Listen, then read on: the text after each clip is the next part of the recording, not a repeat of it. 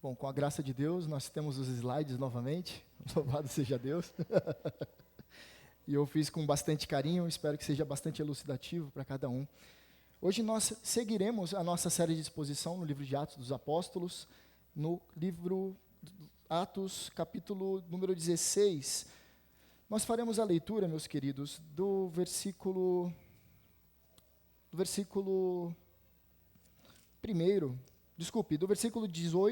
16 ao versículo 26. Por que eu vou fazer a leitura completa? Por causa que está ligado, né? Nós vimos sobre a cura de uma jovem adivinhadora no nosso último encontro, quando nós estivemos vendo esse capítulo, só que eu gostaria somente de elucidar os irmãos que não estiveram conosco. Então, a partir do versículo número 16, do capítulo 16, eu gostaria que você acompanhasse na sua Bíblia, que você está em suas mãos. E vou fazer a leitura na Bíblia que está nas minhas. Eu vou fazer a leitura na versão Almeida versão Almeida atualizada. Está escrito assim: Aconteceu que, indo nós para lugar de oração, veio ao nosso encontro uma jovem possuída de espírito adivinhador, a qual, adivinhando, dava grande lucro aos seus donos. Seguindo a Paulo e a nós, gritava dizendo: Estes homens são servos do Deus Altíssimo e anunciam a vocês o caminho da salvação. Isto se repetiu por muitos dias. Então Paulo, já indignado, voltando-se, disse ao Espírito: Em nome de Jesus Cristo, eu ordeno que você saia dela. E ele, na mesma hora, o Espírito saiu. Quando os donos da jovem viram que se havia desfeito a esperança do lucro, agarraram Paulo e Silas e os arrastaram para a praça, à presença das autoridades. E levando-os aos magistrados, disseram: Estes homens, sendo judeus, perturbam a nossa cidade, propagando costumes que não podemos aceitar nem praticar, porque somos romanos. Então a multidão se levantou unida contra eles, e os magistrados, rasgando-lhes as roupas, mandaram açoitá-los com varas. E depois de lhes darem muitos açoites, os lançaram na prisão, ordenando ao carcereiro que os guardasse com toda a segurança.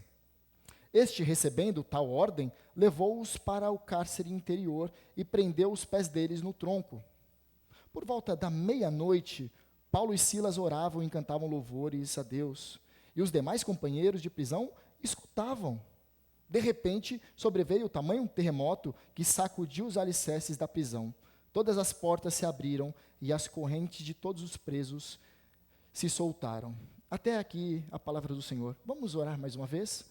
Gostaria de convidar você a curvar a sua fronte. Senhor, nós lemos a Tua palavra.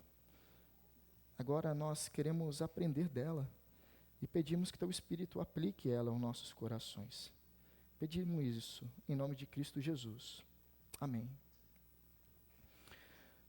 Meus irmãos, como nós vimos no nosso último encontro, nós finalmente chegamos na região da Macedônia, na narração que Lucas descreve no livro de Atos. E a cidade da região da Macedônia, mais especificamente da cidade de Filipos, era uma colônia romana. Ali haviam muitos soldados aposentados, muitos oficiais de guerra do Império Romano, que eram aposentados e ficavam por aquela região. Eles gozavam dos mesmos privilégios que os romanos. Então, eles tinham o direito de não pagar tributos. Por ser uma colônia romana, eles não necessariamente precisavam pagar tributos a Roma, eles tinham as suas vantagens por ser cidadão romano. E aqui nós vemos uma típica situação de legislação romana. Em todo o tempo aqui nós vemos um julgamento.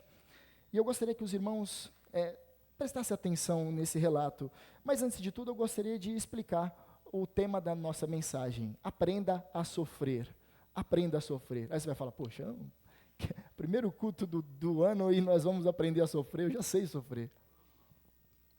Mas eu gostaria de perguntar, existe uma forma certa de sofrer? Essa é a pergunta que eu coloco no meu slide seguinte. Existe uma maneira certa de sofrer, uma maneira correta de sofrer? Nós podemos sofrer de uma maneira que glorifica a Deus? É fato que nós vamos sofrer. Talvez você já esteja sofrendo. Nós começamos a sofrer no momento que nós saímos do ventre da nossa mamãe. E nós recebemos a primeira palmada da vida vinda do médico. E nós, assim, recebemos palmadas a vida toda. Talvez você esteja recebendo uma palmada, talvez não física, talvez emocional, talvez espiritual. Em outras partes da nossa vida, em outros aspectos da nossa vida, nós sempre estamos recebendo palmadas. E aqui nós vemos um relato de como Paulo e Barnabé, eles reagem ao sofrimento. Eles reagem a um sofrimento, obviamente, ocasionado por uma perseguição por conta da pregação do Evangelho, por eles estarem amando a mensagem da cruz. Mas o princípio de respondermos ao sofrimento é universal quando se trata da Escritura. Nós temos um princípio básico, elementar, que nós devemos seguir, mesmo que nós não estejamos falando algo que se relacione à perseguição por conta de sermos cristãos. Mas em toda a vida, nós temos uma maneira certa de respondermos ao sofrimento. Vamos nos ater ao texto. O texto inicia-se assim no versículo 19. Quando os donos da jovem viram que se havia desfeito a esperança do lucro, agarraram Paulo e Silas e os arrastaram para a praça à presença das autoridades. Bom, vamos fazer uma recapitulação. Aquela jovem adivinhadora, ela tinha donos. E por ela ser uma adivinhadora, ela, através dessas falsas adivinhações, influenciadas por um espírito mundo, dava lucro para aqueles que eram donos desta moça, desta jovem, muito possivelmente muito jovem mesmo, por volta de uns 12, 14 anos, alguns comentaristas dizem. Esses donos, eles ficaram revoltados, porque Paulo, ele expulsa o espírito imundo, que era a fonte de lucro deles. Então eles ficam revoltados, eles viram que havia desfeito a esperança de lucro, então eles agarram Paulo e Silas. Você deve se recordar que quando nós estamos tratando dessa segunda viagem missionária, nós estamos com 4 pessoas, que era Paulo, Silas, Lucas e Timóteo. Só que eles só agarram Paulo e Silas porque eram os únicos judeus. Apesar de Timóteo ter uma ascendência judaica, é fato que Lucas era gentil. Então, ambos eram gentios ali à vista da população, ou melhor, esses donos dessa escrava. Mas Paulo e Silas eram legitimamente judeus. Então, vão agarrar quem? Somente os dois, Paulo e Silas. Então, vai os arrastar para a praça. E aqui, praça é muito interessante, pois nós estamos num contexto greco-romano, nós estamos numa cidade que é colônia romana. A praça era aquilo que é chamado de ágora. Especialmente no contexto de Filipenses, era um lugar, era bem grande. Ele tinha por volta de 145 por 70 de tamanho. Era um lugar bem grande, um espaço bem grande, e ali, nesse espaço, aconteciam transações, negócios, pessoas que procuravam emprego iam para aquele lugar, vendas de produtos, mercadorias. Ali era o centro comercial, era o centro civil, social, jurídico, porque havia também os julgamentos. Ali ficavam 2 pretores, 2 oficiais do Império Romano, e ali eles, quando a população levava alguma causa a eles, eles tinham que julgar. Junto com esses 2 pretores, que eram 2 oficiais, 2 magistrados, ficavam 6 outros soldados também romanos, para muitas vezes obedecerem à sentença e executar, no caso aqui, o flagelo destes 2 homens que são apresentados a eles. Mas era sempre dessa forma, era sempre o mesmo molde, variava com o passar do tempo, mas era assim que as ágoras aconteciam. Era um lugar de discussão política, era um lugar de discutir filosofia, de discussão de arte, era um lugar onde que acontecia a movimentação da sociedade. A ágora, atualmente, nossa é a internet, né? Lá nós fazemos transações econômicas, nós temos acesso à política, à cultura, enfim. Mas aqui é a internet da época, era assim que acontecia nessa época. Uns 30 anos atrás também aconteciam assim, tinham lugares físicos, né? Mas o texto ele continua dizendo que esses 2 donos, eles vão agarrar Paulo e Silas, muito possivelmente mais de 2, e vão os arrastar para a praça, à presença das autoridades. Essas autoridades, como eu disse, eram os magistrados. O texto ele continua dizendo que... Não está querendo ir o texto. E levando-os os magistrados, no versículo número 20, levando-os aos magistrados, disseram: estes homens, sendo judeus, perturbam a nossa cidade, propagando costumes que não podemos aceitar nem praticar porque somos romanos. Então eles são primeiramente agarrados, depois conduzidos de maneira que eles não gostariam, com certeza, levados aos magistrados e acusados. E aqui perceba a acusação. Eles não vão dizer assim, bom, este homem aqui, ele tirou a nossa fonte de renda. Não, eles vão aplicar uma questão jurídica, que é essa: esses homens, eles sendo judeus, ou seja, sendo judeus está tendo uma conotação aqui. O imperador na época era Cláudio. Cláudio, há poucos anos anteriores a este acontecimento, havia expulso os judeus da cidade de Roma. Todos os judeus foram expulsos. E aqui, por ser uma colônia romana, eles carregavam ainda, eles carregavam bastante da cultura romana. Eles se arrogavam ser romanos até, como nós vimos, porque somos romanos. Então, estes homens, sendo judeus, perturbam a nossa cidade, eles estão perturbando a nossa cidade, estão trazendo caos, estão abalando a sociedade. Isso aqui já é um crime de agitação. E continua, propagando costumes que não podemos aceitar nem praticar porque somos romanos. Aí você vai falar, bom, ele não falou de religião. Muito pelo contrário, todo o panteão romano, todos os deuses romanos, levavam em consideração os costumes, influenciavam os costumes. Toda religião leva em consideração costumes. Inclusive, em nossos dias, aqueles que dizem não serem religiosos, ainda assim eles têm compromissos religiosos. Sempre haverá compromissos religiosos, costumes. E aí, por exemplo, no jogo de futebol, se você for assistir num estádio de futebol, você verá os louvores que a torcida presta ao seu time. E louvores apaixonadíssimos: eu nunca vou te abandonar, você é meu amor, eu vou cantar, vou te seguir para onde for. São louvores dos mais belos possíveis, mas feitos à entidade clube de futebol. Mas nós temos também artistas, pessoas que amam artistas, bandas, que eles seguem as bandas para onde eles forem em suas turnês, são apaixonados. Pessoas que amam muito qualquer outro esporte, e também eles têm os seus astros no esporte, e eles seguem e apaixonadamente, eles permitem que os costumes daquilo moldem a sua vida, e não a religião verdadeira, que é segundo a vontade de Deus. Então perceba, propagando costumes que não podemos aceitar, ou seja, esses judeus, eles estão trazendo algumas novidades aí. Embora o cristianismo já tivesse um certo crescimento, ainda era considerado como uma seita judaica, não tinha alcançado grandes proporções, e muitos vinham apenas como uma seita judaica. E aí ele diz que nós não podemos praticar porque somos romanos. Aqui nós percebemos um certo preconceito: nós somos romanos, vocês aqui são judeus. Uma xenofobia que nós temos visto nesse texto. Mas o texto continua dizendo: então a multidão levantou-se contra eles, e os magistrados, rasgando-lhes as roupas, mandaram açoitá-los com varas.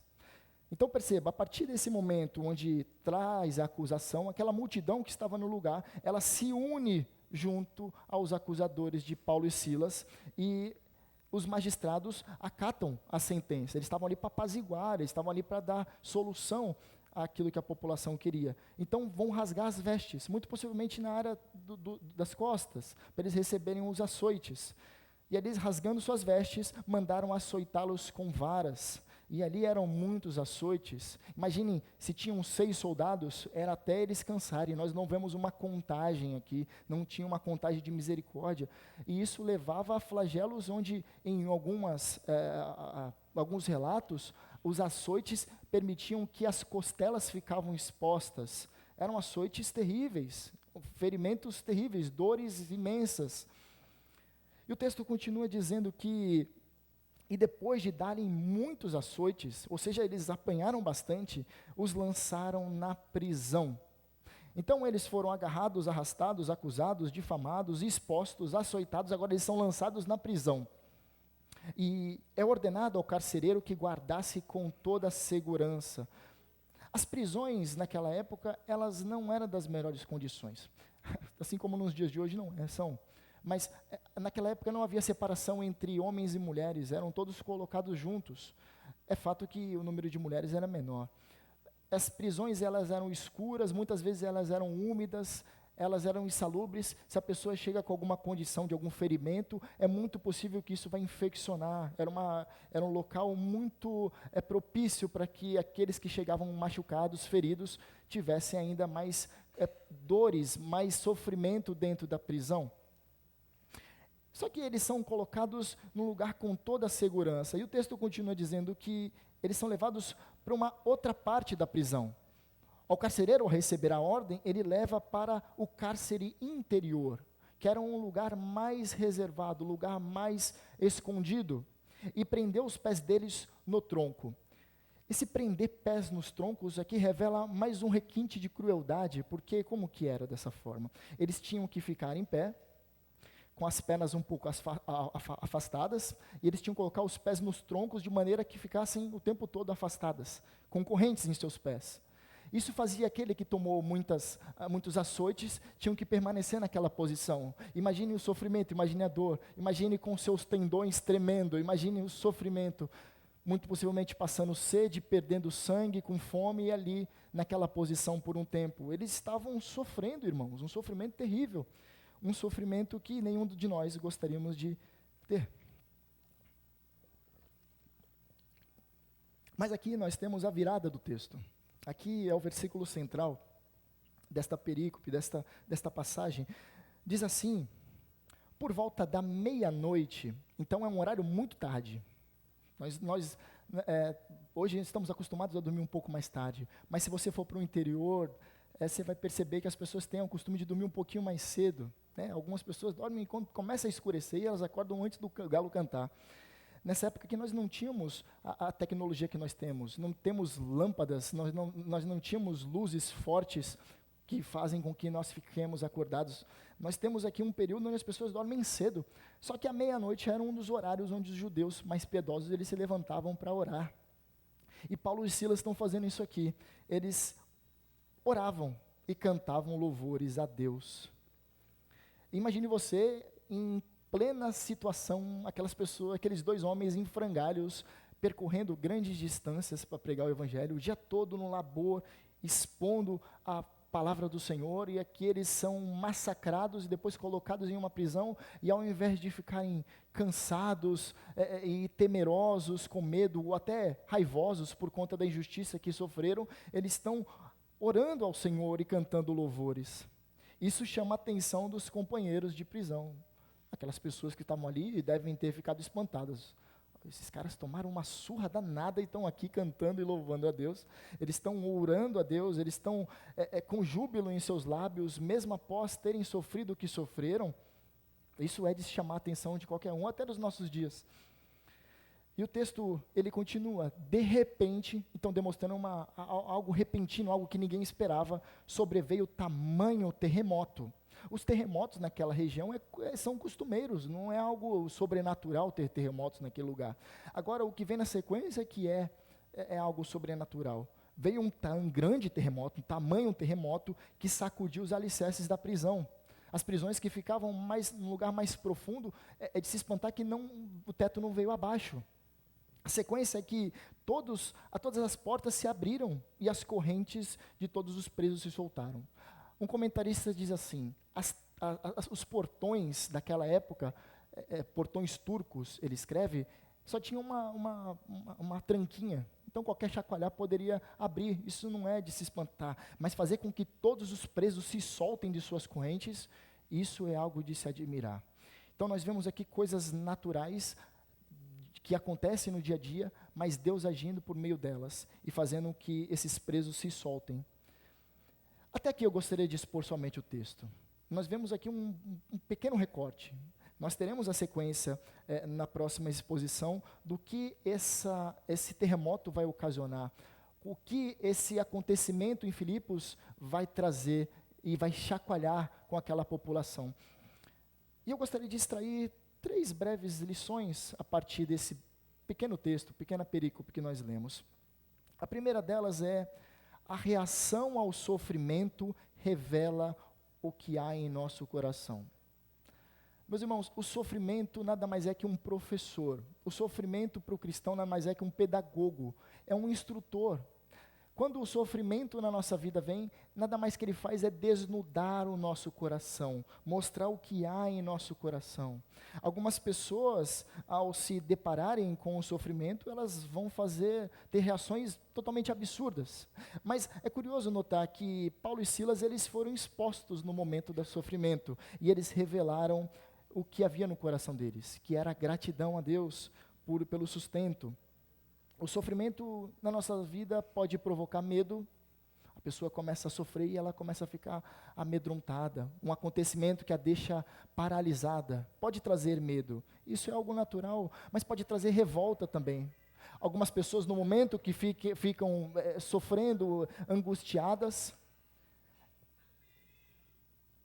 elas acabam tendo que expor aquilo que está no coração delas. E muitas vezes é um rancor que está interno em seu coração, que está abrigado em seu coração. Então elas demonstram revoltas, elas esbravejam, elas praguejam, elas expõem aquilo que há de mais perverso no coração delas. Porque o que tem nutrido no coração delas é malignidade. Elas não estão cheias da palavra de Deus. Então, no momento que elas sofrem, no momento que elas são desapontadas, no momento onde que aquilo não sai de acordo com aquilo que ela quer, aí ela abre o seu berreiro e solta as mais piores palavras saindo dos seus lábios. A amargura também é um dos sintomas de um coração adoecido. A pessoa, quando começa a sofrer, ela começa a ficar amargurada. E ela começa a dizer, eu já passei por isso. E aí, cada vez mais ela fica encurvada, sozinha. Ela não quer mais contato com os outros, ela é amargurada, tem raiz de amargura no coração dela. Quando ela começa a sofrer qualquer topada no dedão dela, ela já se amargura. Ela fica reclamando da vida, porque o seu pai era assim, porque a sua mãe era aquilo, porque a sua família é desse jeito, porque eu não tive oportunidades. Ela coloca a culpa em todo mundo e se vitimiza. Isso aqui revela um coração que não está no Senhor, um coração que está apaixonado por si mesmo. O sofrimento pode revelar desespero. A pessoa, ao se deparar com algo que a faz se machucar, desapontar, ficar aflita, ela entra em desespero. Ela não sabe o que faz. Ela fica correndo de um lado para o outro, ela não consegue pensar, ela não consegue raciocinar. E isso aqui, ninguém quer ter por perto uma pessoa desesperada, pois não é racional uma pessoa desesperada, ela não consegue pensar. Algumas pessoas, elas ficam confusas diante de um desapontamento, diante de algo que a faz sofrer. Ela fica confusa, ela fala nada com nada, ela toma decisões que nem mesmo ela sabe o porquê tomou, naquele momento de desespero, naquele momento onde ela estava sofrendo. Algumas pessoas, elas vão buscar, por conta do sofrimento, um consolo falso. Alguns vão beber, vão encher a cara. Algumas pessoas, elas vão se lançar nas drogas, pois é a forma de lidar com o sofrimento é enchendo a cara. A forma de lidar com o sofrimento é usando drogas. A forma de lidar com o sofrimento é a alienação, é fugindo dos outros, é se resguardando, eu não quero ninguém perto de mim. A forma de algumas outras é se envaidecer. O seu Facebook, a sua timeline, deve demonstrar que quando casais se separam, se divorciam, existem comportamentos muito curiosos. Após essa tragédia que é o divórcio, alguns homens, eles começam a sair, eles começam a se entregar à bebedeira, à balada, e algumas mulheres, para não se mostrar que estão por baixo, elas entram em academias e elas querem ficar bonitas, elas querem ficar formosas, elas querem encontrar outra pessoa. Elas ficam desesperadas em um certo aprovamento, já que elas foram rejeitadas. Isso aqui demonstra que o coração delas não estava no lugar certo. Há um lugar certo onde nós devemos colocar o nosso coração, é no Senhor. Algumas pessoas vão se distanciar de outros, elas querem alienação. Alguns crentes, ao se desapontarem com a vida, a primeira coisa que elas fazem é sair da igreja. É muito curioso, eu vou sair da igreja, porque eu não quero estar no meio dos crentes. Não, eu quero ligar a minha vida sozinha, porque eu sozinho eu consigo. Crente que faz isso é um crente que já demonstra que o seu coração não está com o Senhor. Seu coração, a primeira parte da sua vida em abandonar ao Senhor, abandonar a igreja, demonstra que o coração dela já está longe do Senhor faz tempo. Ela não tem mais amor à obra, ela não tem mais amor ao reino de Deus. O coração dela está perdido. Algumas pessoas, elas, para de alguma forma amenizar o sofrimento, elas entram no mundo virtual. elas se entregam à pornografia, elas se entregam às apostas, elas ficam viciadas em apostas. Outras pessoas se lançam aos prazeres do mundo, porque o sofrimento maltratado tanto que de alguma forma ela precisa de uma recompensa para esse sofrimento, então ela se lança nos prazeres mundanos, ela se lança dessa forma e assim ela se enterra mais ainda. Meus queridos, então a nossa lição é que a reação ao sofrimento revela o que é o nosso coração. Nós vemos dois homens que no momento de grande sofrimento, eles louvam a Deus, eles engrandecem o nome do Senhor, eles oram com gratidão no coração, porque o coração deles estava no Senhor. O nosso coração, quando está em Cristo, nós colocamos as nossas maiores necessidades nas mãos dele e nós descansamos, nós repousamos no seu grande controle, no seu grande cuidado. Aqui eu gostaria de trazer uma aplicação, calibre seu coração. É exatamente isso, calibre o seu coração. Você tem uma bicicleta, uma moto, um carro, e você já tentou andar com pneu murcho? Como que é? É mais difícil, não é? Com a bicicleta não é mais difícil? Tem que pedalar com mais força, é mais complicado, né? É muito difícil, porque a calibragem não está correta. É muito mais penoso quando o nosso coração não está calibrado, quando o nosso coração não está cheio das coisas do Senhor, quando o nosso coração não está cheio da palavra do Senhor. É mais difícil. E no primeiro topada, na quina do sofá, quando você está indo no banheiro de noite, você vai falar um monte, você está revoltado, você quer jogar para fora aquilo que está no seu coração. Mas quando você está cheio do Senhor, quando você está cheio do Espírito de Deus, não há momento ruim que te deixe para baixo. Você canta louvores, você encontra motivos para agradecer a Deus porque Ele te sustentou até aquele momento e te sustentará até o último dia. O nosso coração tem que estar cheio do Senhor. Portanto, meus irmãos, calibre o seu coração. Como eu calibro o coração? Você tem que calibrar o seu coração lendo as Escrituras diariamente. Você tem lido a sua Bíblia diariamente, você tem feito esse momento devocional de oração, de louvores, cantar louvores. Você acorda com gratidão no coração ou você acorda reclamando do dia que você tem que enfrentar? Isso tudo faz diferença no nosso dia a dia, na nossa vida, na nossa semana. Portanto, calibre o seu coração. A segunda aplicação que nós podemos observar no texto é que nossa reação ao sofrimento é um grande testemunho. Você percebeu o que aconteceu? Eles dois, a partir de um grande sofrimento, serviram de grande testemunhas para aqueles que estavam ali dentro já presos antes deles. Então, o que isso nos pode ensinar, meus queridos? Que o sofrimento de Paulo e Silas atraiu a atenção dos demais prisioneiros. Os prisioneiros devem ter, eu fico imaginando como eles devem ter conversado ali. Falou, chegaram mais dois aí, hein? E apanharam feio, viu? Apanharam feio. Prenderam eles lá dentro, lá no cárcere interior, estão sofrendo lá, estão presos no tronco. Eles já devem conhecer o preso no tronco, deve ser a solitária daquela época. E ali um conversando com o outro, de repente de noite, meia-noite, esses caras estão louvando a Deus. Imagine todo mundo acordando, assustado. Que isso? Os caras estão todos ensanguentados, as roupas rasgadas, eles uma mão na frente e outra atrás, e eles estão louvando a Deus. Tem alguma coisa de errado com esses caras aí, ou tem alguma coisa de errado conosco. Eles estão louvando ao Senhor. E meus irmãos, aqui, para nós, é que o sofrimento do cristão é um poderoso testemunho para os descrentes. O sofrimento na sua vida, ele traz o quê para aqueles que estão vendo? Você se comporta como um descrente ou como um cristão verdadeiro? No momento onde você sofre, você pragueja e faz como todo mundo faz? Ou você louva a Deus com gratidão no coração porque Ele tem te sustentado? Porque Ele tem cuidado de nós, como a primeira epístola de Pedro diz? Você poderia entender o seu momento de sofrimento como um cuidado de Deus para a sua vida? E um aperfeiçoamento, pois o sofrimento na nossa vida é um professor e nos ensina e nos molda a sermos mais semelhantes a Cristo Jesus. O seu sofrimento tem te levado a ser mais parecido com Jesus ou não? Paulo, mais tarde, ele vai escrever a esses mesmos filipenses, essa mesma região. Na carta de Paulo aos filipenses, ele vai escrever lá no capítulo 4 assim, ó: não andeis ansiosos por coisa alguma. Olha só, ou não andeis preocupados por coisa alguma. Em tudo, ou seja, em todas as coisas, porém, sejam conhecidas diante de Deus as vossas petições, pela oração, pela súplica, com ações de graças. Primeiro, oração, o que seria a oração? A oração é: Senhor, eu preciso que o Senhor intervenha na minha causa.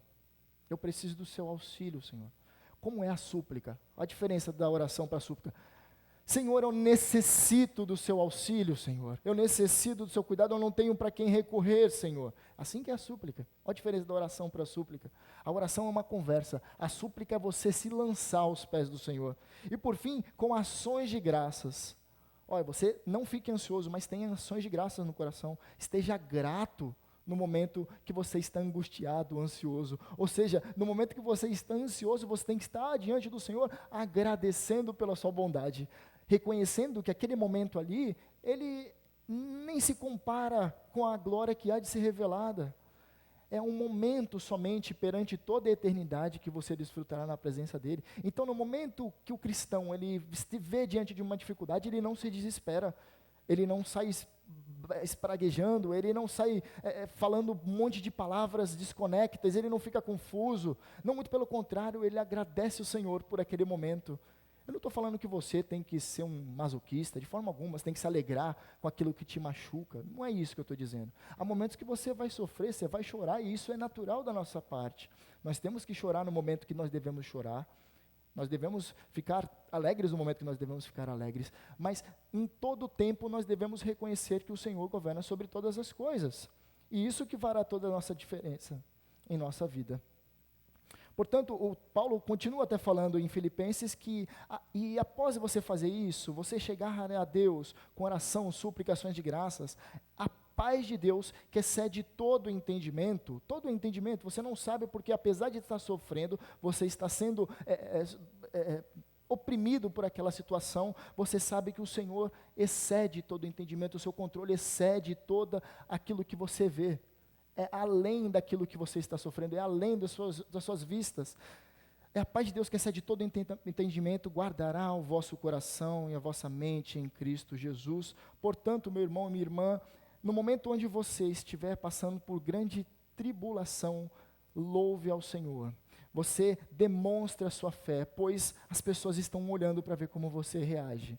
E quando você reage da forma que glorifica a Deus, as pessoas vão ligar uma coisa com a outra. Porque você em todo tempo fica falando que Deus governa sobre todas as coisas, o Senhor é soberano sobre tudo, só que no momento da dificuldade, uma coisa desconecta da outra, que você fica desesperado, porque parece que Deus não é soberano.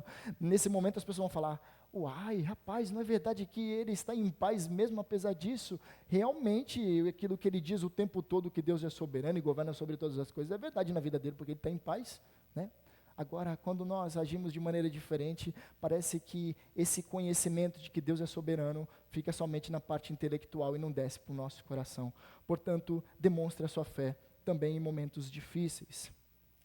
E por fim, a nossa última aplicação: as portas se abrirem não foi o maior milagre. Não foi o maior milagre as portas estarem expostas, abertas. O terremoto não foi o maior milagre. Qual foi o maior milagre, então? Quando nós vemos o de repente, revela algo repentino, algo inesperado, surpreendente. Aqueles homens muito possivelmente não estavam orando para serem libertos, de forma alguma. Eles estavam ali contentes em serem testemunhas de Cristo, apesar da situação que eles estavam. E se necessário for que eles padecessem, que eles morressem, eles estavam alegres, pois foi honrando o Senhor até o último minuto da vida deles, que eles estavam ali. Nós vemos então que esse momento de repente é algo inesperado, até para eles que estavam lá louvando a Deus. O verdadeiro milagre não é o fim do sofrimento, meus queridos. Quando você ora, não é somente o milagre que você está pedindo, o fim do sofrimento, o fim da angústia, mas o maior milagre é Deus transformando o seu coração apesar do sofrimento. Quando nós estávamos cantando aqui sobre cura, creio que tu és a cura, creio que tu és tudo para mim. E se a cura não vir? E se o problema que você quer tanto solução não vier?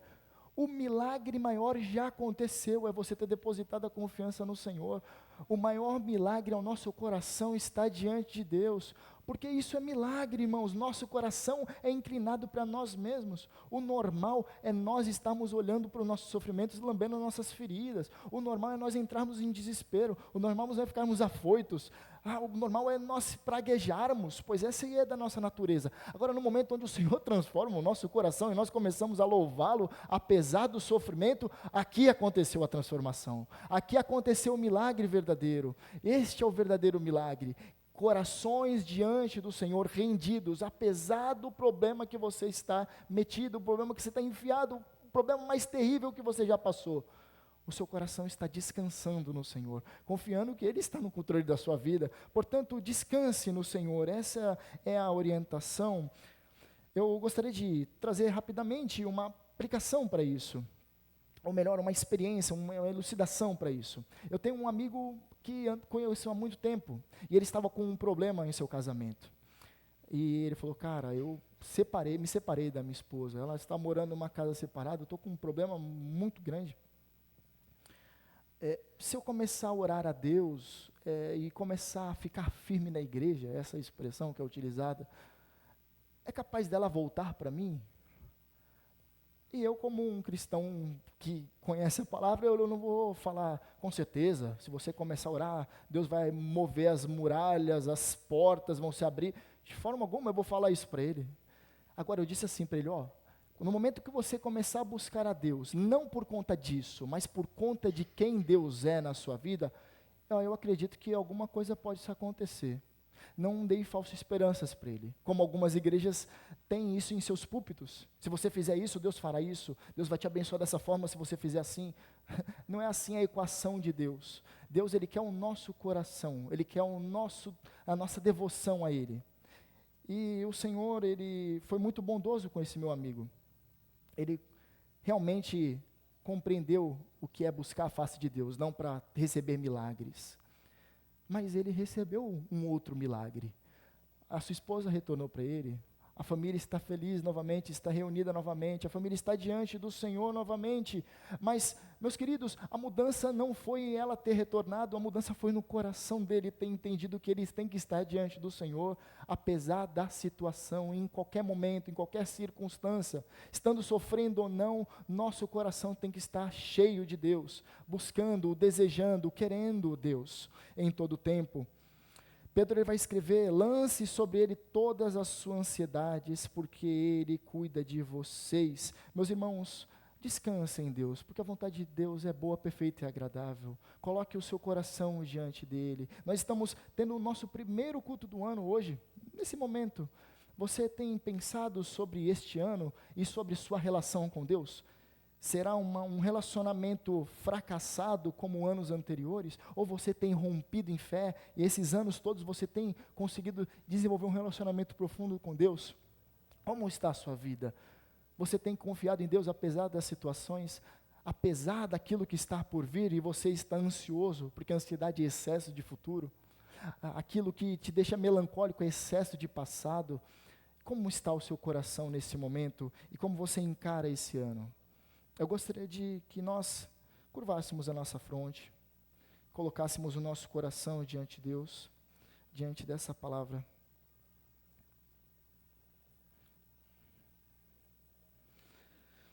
Senhor, nós queremos te agradecer pela sua palavra que foi lida, que foi exposta e aplicada pelo teu Espírito ao nosso coração. Nós queremos pedir, Senhor, que o nosso coração seja calibrado pelo teu Espírito. Nós queremos que o teu Espírito mude o nosso coração, a disposição interna da nossa alma, que nós venhamos a desejá-lo mais que tudo este ano. Que seja o ano onde nós experimentemos mais do Senhor, mais envolvimento com o reino de Deus, mais desejo em que mais pessoas sejam alcançadas.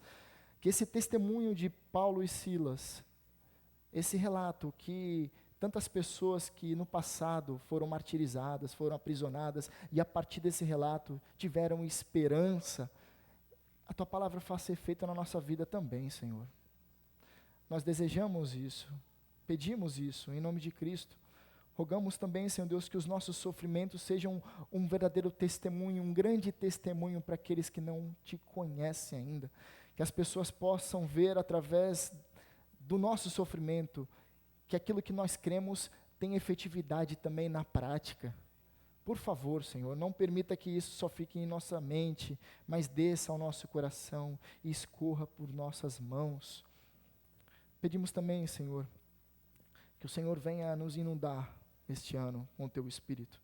Pedimos que a nossa igreja ela venha romper este ano, que mais pessoas sejam alcançadas, sejam cuidadas e alcancem, busquem crescer em sua estatura de varão perfeito. É isso que nós pedimos, em nome de Cristo. Amém.